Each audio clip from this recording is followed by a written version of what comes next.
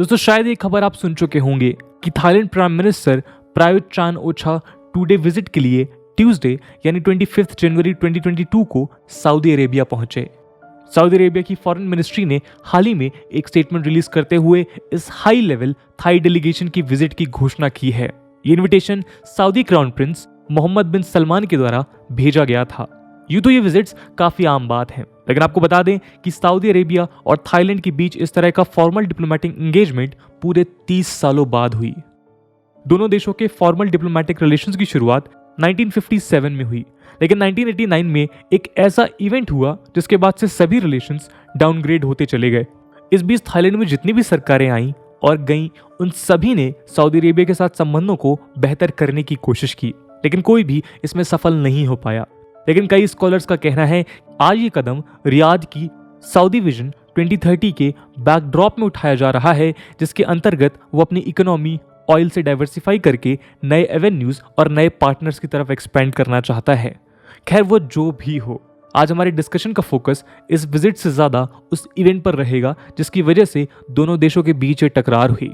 दोस्तों जिस इवेंट की हम आपसे बात कर रहे हैं उसको आम भाषा में ब्लू डायमंड अफेयर के नाम से जाना जाता है। असल में ये इवेंट एक ऐसा हाई प्रोफाइल थेफ्ट की कहानी है जिसमें $20 मिलियन ऑफ वर्थ के हीरे जवाहरात सऊदी अरेबिया के राजघराने से रातों रात साफ कर दिए गए। इसने अपने साथ जुड़े अनसॉल्व्ड मर्डर केसेस और सऊदी अरेबिया और थाईलैंड के बीच रिजल्टेंट डिप्लोमेटिक क्राइसिस की वजह से पूरी दुनिया का ध्यान अपनी तरफ आकर्षित किया। सुनने में ये सब हॉलीवुड की किसी ब्लॉकबस्टर फिक्शन मूवी जैसा लगता है, लेकिन ये सब हकीकत में हुआ है। भले ही इस बात को 30 साल से भी ज्यादा हो गए हों, लेकिन आज तक इस गुत्थी को पूरी तरह कोई सुलझा नहीं पाया है और इसी के चलते इसको थाईलैंड का one of the biggest unsolved mysteries का खिताब दिया जाता है। आज इस वीडियो के जरिए हम आपके सामने इस मिस्ट्री के सभी पहलुओं को रखेंगे। सबसे पहले हम इस थेफ्ट को समझेंगे और इसी के साथ हम इससे जुड़ी मर्डर मिस्ट्रीज और इस इंसिडेंट के आफ्टरमैथ पर भी चर्चा करेंगे। तो चलिए चलते हैं उस समय में जहां से इस पूरी सनसनीखेज मिस्ट्री की शुरुआत हुई। नमस्कार दोस्तों, मेरा नाम है आदर्श और स्वागत है आपका स्टडी IQ में। दोस्तों जैसा कि हमने देखा कि ये बात है 1989 की। Saudi prince Faisal bin Fahad king Fahad of Saudi Arabia के सबसे बड़े बेटे थे। क्रियांग क्राई टेचामोंग एक थाई वर्कर था जो काफी लंबे समय से प्रिंस फैजल के पैलेस में क्लीनिंग और गार्डनिंग किया करता था। क्रियांग क्राई की नजर प्रिंस की तिजोरी पर थी जो बेशकीमती हीरो और जवारातों से भरी रहती थी। वो इनको चढ़ाकर अपने ऊपर चढ़े हुए डेट से मुक्ति पाना चाहता था और उसके बाद सऊदी अरेबिया से आजाद होकर अपने घर वापस थाईलैंड में चैन की जिंदगी गुजारना चाहता था।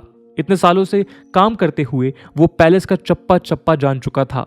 उसको ये भी पता था कि उस पैलेस में 3 से 4 ऐसी जगह भी हैं जो अक्सर लॉक नहीं होती हैं। उन दिनों प्रिंस फैजल भी अपनी वाइफ के साथ 3 महीनों के लिए वैकेशन पर गए हुए थे। क्रियांग क्राई को बस इसी मौके की तलाश थी। इसी दौरान वो अगस्त की एक शाम को बहाना बनाकर पैलेस के अंदर ही रुक गया। सारे स्टाफ के जाने के बाद क्रियांग क्राई ने अपना काम शुरू किया। वो प्रिंस के बेडरूम में गया और वहां मौजूद सभी प्रीशियस ज्वेल्स को उसने एक डक्ट टेप के साथ अपनी बॉडी पर चिपका लिया। इसके अलावा उसने कई जेम्स, वैक्यूम क्लीनर और बाकी क्लीनिंग इक्विपमेंट्स में भर दिए थे। इतना ही नहीं, उस रात उसने बाकी कई वैल्यूएबल आइटम्स पैलेस में ऐसी ऐसी जगहों पर छुपाए जहां वो पकड़ में ना आए और फिर धीरे धीरे अगले 1 महीने तक वो इन वैल्यूएबल्स को बड़े बड़े कार्गोस के पीछे छिपाकर अपने घर थाईलैंड भेजता रहा। एस्टिमेट के मुताबिक इस लूट में लगभग 30 किलो के हीरे जवाहरात थे जिनकी वैल्यू लगभग $20 मिलियन के आसपास थी। खैर जब तक इस लूट के बारे में सऊदी ऑफिशियल्स को पता चला तब तक क्रियांग क्राई सऊदी अरेबिया छोड़कर थाईलैंड के लिए रवाना हो चुका था। सऊदी अरेबिया से तो बचकर वो निकल गया, लेकिन अभी उसके आगे सबसे बड़ा चैलेंज ये था कि इस लूटे हुए सामान को थाई कस्टम्स की नजरों से बचाकर कैसे पार लगाया जाए। बट उसको पता था कि थाई ऑफिशियल्स रिश्वत को मना नहीं कर पाएंगे, इसलिए उसने एक पैसों से भरा एनवेलप और एक नोट अपने कार्गो में रख दिया था। उस नोट में लिखा था कि कार्गो के अंदर पोर्नोग्राफिक कंटेंट है और वो चाहता है कि उसकी छानबीन ना की जाए। क्रियांग क्राई की ये ट्रिक काम कर गई और वो बच निकला। वो लामपांग जो कि नदन थाईलैंड का एक प्रोविंस है वहां पहुंचा और चोरी के माल को ठिकाने लगाने लगा। पकड़े जाने के डर से उसने बचे हुए ज्वेल्स को बहुत कम दामों में बेच दिया। संथी सिथानकन जो एक लोकल ज्वेलर था, उसको इस बात का पता चल चुका था और इसी चीज का फायदा उठाते हुए उसने क्रियांक राय का ये बल्क कलेक्शन उनकी ओरिजिनल वैल्यू के आधे से भी कम दामों में खरीद लिया। अभी तक तो क्रियांक राय की किस्मत उसका साथ दे रही थी, लेकिन वो ज्यादा लंबे समय तक कानून के हाथों से नहीं बच पाया। सऊदी अरेबिया के प्रेशर के चलते जनवरी 1990 तक वो थाई ऑफिशियल्स के हाथों चढ़ गया। क्रियांक राय के अरेस्ट के बाद थाई पुलिस ने आसानी से संथी को भी ट्रेस कर लिया और चोरी किए हुए सभी माल की रिकवरी की। लेकिन सऊदी ऑफिशियल्स के मुताबिक इस सामान को वापस बरामद करने से लेकर सऊदी अरेबिया को वापस लौटाने के बीच एक और स्कैम हुआ। उनके मुताबिक चोरी हुए सामान का 80% वापस ही नहीं आया और जो आया उसमें भी मेजॉरिटी ऑफ ज्वेल्स नकली थे। लेकिन सऊदी ऑफिशियल्स की सबसे ज्यादा नाराजगी एक रेयर ब्लू डायमंड को लेकर थी। इस लूट में एक बेशकीमती एक्साइज्ड 50 कैरेट का रेयर ब्लू डायमंड भी शामिल था, जो कभी वापस नहीं आया और यही डायमंड पूरे फसाद की जड़ बना। इसी डायमंड के नाम पर इस पूरी क्राइसिस का नाम पड़ा। बीबीसी की कुछ रिपोर्ट्स बताती हैं कि इस बीच मीडिया में कुछ ऐसे फोटोग्राफ्स भी सर्कुलेट हुए जिसमें एक सीनियर थाई ऑफिशियल की वाइफ के नेकलेस में उसी ब्लू डायमंड को स्पॉट किया गया जिसने इस पूरी क्राइसिस की आग में घी डालने का काम किया था। तो भले ही इस पूरे थेफ्ट का मास्टरमाइंड क्रियांक राय पकड़ा गया और उसको 3 साल की जेल हुई, लेकिन सऊदी ऑफिशियल्स इससे संतुष्ट नहीं थे और उनका शक कुछ सीनियर थाई ऑफिशियल्स के ऊपर था।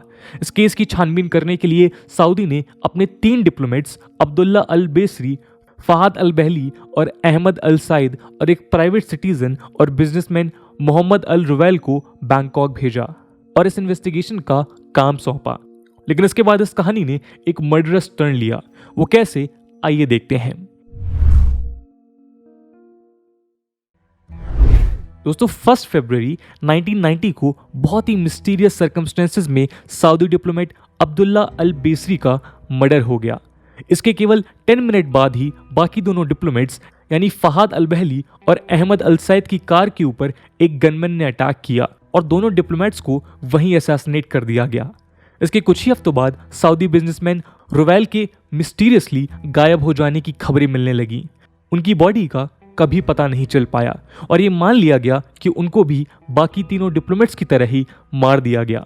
तो आप देख सकते हैं कि सऊदी गवर्नमेंट ने जिन 4 लोगों को उस थेफ्ट की इन्वेस्टिगेशन के लिए थाईलैंड भेजा था, उन सभी को मौत के घाट उतार दिया गया। खैर, इस सब के बाद सऊदी ऑफिशियल्स को ये यकीन हो गया कि हो ना हो बरामद हुए सामान के साथ छेड़छाड़ करने और इन सभी मर्डर्स के पीछे थाई ऑफिशियल्स का ही हाथ है और तभी से दोनों देशों के डिप्लोमेटिक रिलेशंस बिगड़ते चले गए।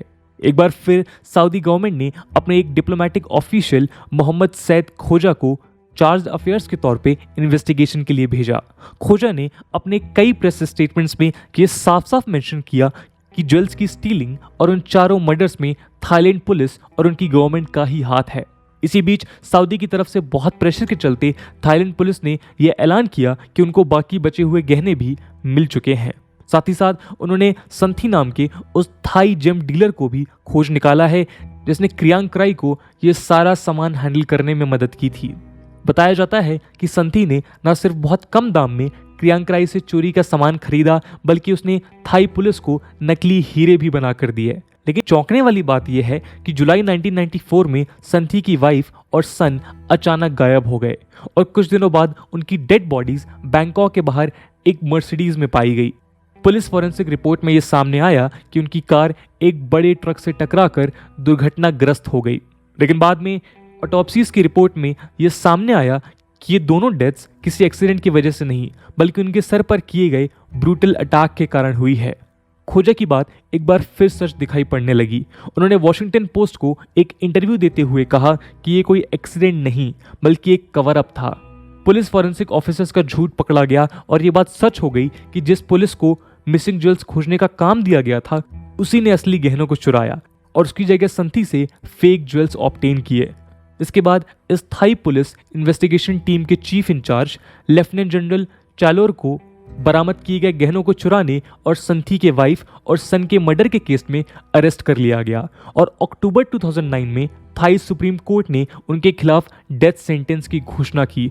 लेकिन चैलोर ने आज तक अपना ये अपराध स्वीकार नहीं किया। खैर, आज इस बात को 30 साल से भी ज्यादा हो चुके हैं, लेकिन वो ब्लू डायमंड तब भी मिसिंग था और आज भी मिसिंग है। और इसी वजह से दोनों देशों के बीच के रिलेशंस में जरा भी सुधार नहीं हो पाया है। सऊदी गवर्नमेंट ने बदले के भाव से देश में थाई वर्कर्स को लिमिट कर दिया। 1989 में सऊदी अरेबिया में जहां 2 लाख से ज्यादा थाई वर्कर्स काम किया करते थे, वहीं ये नंबर 2011 में घटकर कुल 10,000 रह गया। इसके अलावा उन्होंने अपने सिटीजन्स को थाईलैंड जाने से प्रोहिबिट कर दिया, अपनी कैरियर फ्लाइट्स को बैंकॉक जाने से भी बैन कर दिया। साथ ही साथ उन्होंने थाईलैंड में अपनी डिप्लोमेटिक प्रेजेंस भी मिनिमल कर दी।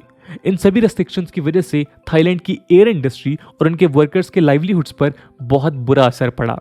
इधर क्रियांग क्राई की बात करें तो वो अपनी सजा पूरी करके जेल से बाहर आ चुका था और आज भी वो नॉर्थ ईस्ट थाईलैंड के एक छोटे से गांव में रहता है। बीबीसी के साथ एक इंटरव्यू में उसने बताया कि उसको इस बात का जरा भी अंदाजा नहीं था कि उसकी ये चोरी इतना भयानक रूप ले लेगी। उसने आगे बताया कि जब वो पकड़ा गया उसने आसानी से सरेंडर कर दिया और सारा सामान पुलिस के हाथों सौंप दिया, और जो वो बेच चुका था उसको भी वापस लाने में उसने पुलिस की बहुत मदद की। लेकिन कुछ पावरफुल लोगों के लालच के चलते ये चोरी इतनी बड़ी क्राइसिस में तब्दील हो गई। खैर, जब वो प्रिजन से बाहर आया तो उसने अपना सरनेम बदल दिया था ताकि उसके बेटे को जिंदगी भर इस नाम को लेकर शर्मिंदगी ना झेलनी पड़े।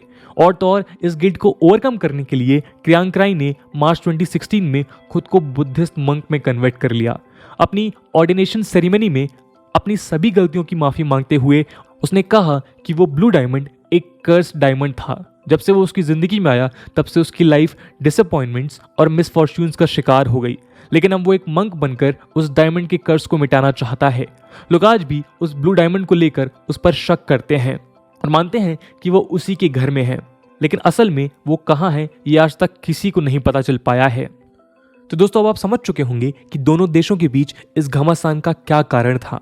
अगर बात करें हाल ही में हुई इस हिस्टोरिक मीट की, तो द वॉशिंगटन पोस्ट की रिपोर्ट्स के मुताबिक एक जॉइंट स्टेटमेंट रिलीज करते हुए दोनों देशों ने आपस में डिप्लोमेटिक टाइज को फुली रीस्टैब्लिश करने का ऐलान किया है। साथ ही दोनों ने एम्बेसडर्स को अपॉइंट करने, सऊदी एयरलाइंस को थाईलैंड में रिज्यूम करने और सऊदी अरेबिया में 8 मिलियन थाई वर्कर्स को इन्वाइट करने की बात भी करी है।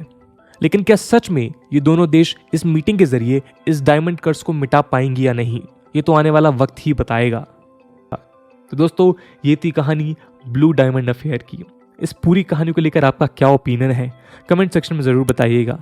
आज की वीडियो के लिए इतना ही। आई होप आपको वीडियो पसंद आई होगी, और अगर पसंद आई है तो अपने दोस्तों के साथ शेयर करना मत भूलिएगा। हम मिलते हैं अगले वीडियो में, तब तक के लिए जय हिंद, जय भारत।